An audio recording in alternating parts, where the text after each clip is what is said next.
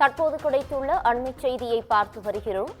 நடப்பாண்டின் முதல் சட்டப்பேரவை கூட்டத்தொடர் இன்றுடன் நிறைவு பெறுகிறது. இதுகுறித்தான முழு விவரங்களோடு எமது செய்தியாளர் சிவகுமார் இணைப்பில் இணைகிறார்.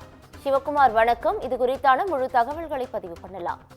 2026ஆம் ஆண்டோட முதல் தமிழக சட்டப்பேரவை கூட்டத்தொடர் கடந்த ஜனவரி மாதம் 20ஆம் தேதி தொடங்கி நடைபெற்று இருக்குதுங்க.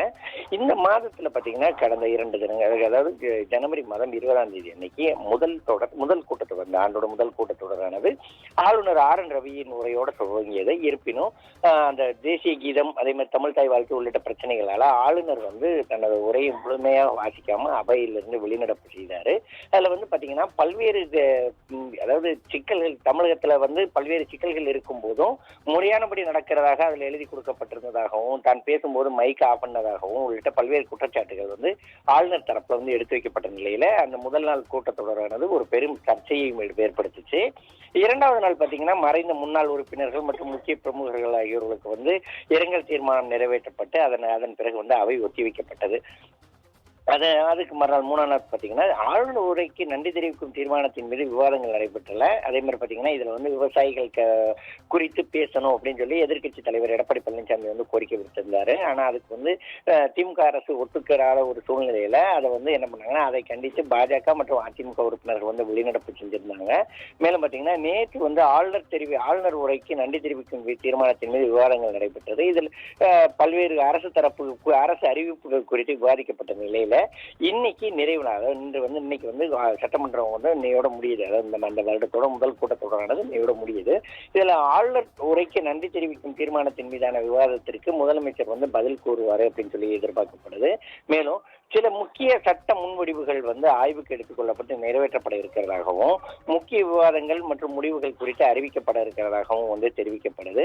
மேலும் பாத்தீங்கன்னா தமிழக சட்டப்பேரவையில இன்னைக்கு பள்ளி கட்டணம் வசூலிப்பதை முறைப்படுத்த திருத்த சட்ட முன்வடிவு, அதே மாதிரி குழந்தைகளை வைத்து பிச்சை எடுப்பதை தடுத்தல் உள்ளிட்ட 5 மசோதாக்கள் தாக்கல் செய்யப்பட இருக்கிறதாக தற்போது வெளியாக இருக்குது.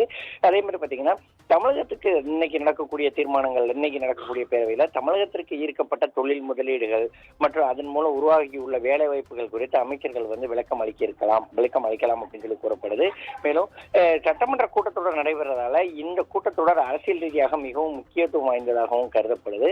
இதனை அடுத்து பாத்தீங்கன்னா பிப்ரவரி அல்லது மார்ச் மாதத்துல இந்த ஆண்டுக்கான தமிழக பட்ஜெட் அறிவிக்கப்படும். ஏன்னா திமுக அரசு பதவியேற்று எலெக்ஷன் வரக்கூடிய அந்த சூழ்நிலையில மார்ச் மாதம் அவங்க அறிவிக்கக்கூடிய அந்த தீர்மானம், அதாவது அந்த சட்டப்பேரவை கூட்டத்துல பட்ஜெட்ல அறிவிக்கலாம் அப்படின்னு சொல்லி எதிர்பார்க்கப்படுது. இதுல பல்வேறு நலத்திட்டங்கள், அதே மாதிரி பாத்தீங்கன்னா பல்வேறு இணைப்பு வழங்கலாம் அப்படின்னு சொல்லி எதிர்பார்க்கப்படுது.